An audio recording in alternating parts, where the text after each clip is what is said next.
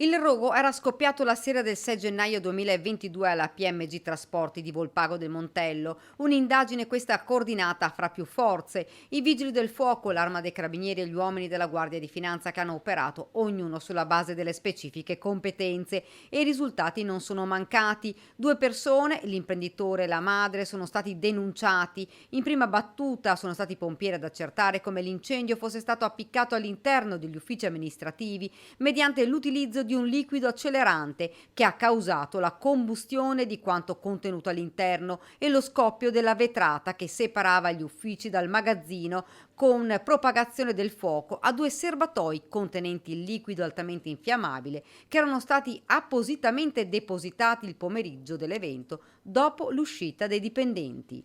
Una volta accertata l'origine dolosa sono scattate le indagini dei carabinieri della compagnia di Montebelluna che attraverso le immagini delle videocamere, le testimonianze e analizzando i tabulati telefonici hanno collocato i due indagati nei pressi dell'azienda proprio quando sono scoppiate le fiamme. Dopodiché è stata la Guardia di Finanza a individuare il possibile movente che abbiamo riconosciuto nella possibilità per i due indagati di ottenere un indennizzo che sarebbe servito da un lato a pagare la rata di riscatto del leasing dell'immobile coinvolto nell'evento incendiario e dall'altro lato a ottenere macchinari e nuove attrezzature. Insomma, frode assicurativa per 2 milioni di euro nei confronti del responsabile legale della società e della madre, nonché dipendente, ritenuti responsabili dei reati di incendio doloso, entrambi, e frode assicurativa solamente il primo. La Procura della Repubblica di Treviso ha ora concluso le indagini preliminari.